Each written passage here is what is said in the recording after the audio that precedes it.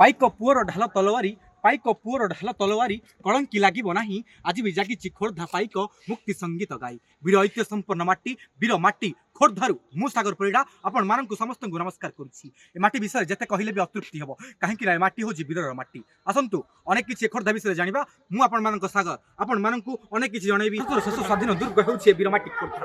खोर्धार लोक माने क्रूर धर परि तीक्ष्ण होइतिबारु ए माटी ना होछि खोर्धा मरहटा शासन अवसान घटे भारत में पसंदी फिरिंगी फौज हेले फिरिंगी फौज विरुद्ध में रणहुंकार दियंती खोर्धा पाइक 1804 मसीह विप्लवी जयराज गुरु नेतृत्व में गठन करा जाए विशाल संगठन एवं 1817 मसीह पाइक सम्राट बोली कहले अत्युक्ति हेबनी बक्सी जगबंधु नेतृत्व में गठन करा जाए विशाल संगठन जो संगठन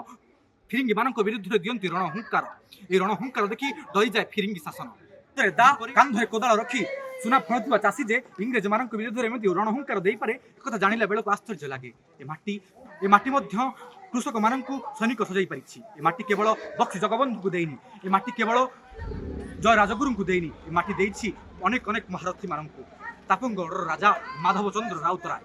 मूर्तिबास पाटसाणी पिंडिकी बाहुबलेन्द्र ओडिशार पूर्वतन मुख्यमंत्री जानकी वल्लभ पट्टनायक भली बहुत बहुत महान रथी मान माटी केवल विप्लव प्रसिद्ध नुह खोर्धार कई कोरा ओलसिंह पाट मठा राउतु पड़ार नालिया गामुछा सारा विश्व में प्रसिद्ध लाभ करिछि लिंगराज मंदिर धौली स्तूप खंडगिरी उदयगिरी माँ उग्रतारा मंदिर बाणपुर भगवती अट्री उष्म प्रस्तावण बरुणई पहाड़ जे केते प्रसिद्ध आसंतु सांग होई केबे खोर्धा बुलिबा आपण मानक तरफ समस्त मु सागर आपण मानक स्वागत करुछि निश्चय खोर्धा आसंतु सांग होई समस्त दर्शन दर्शन करबा रहउछि नमस्कार।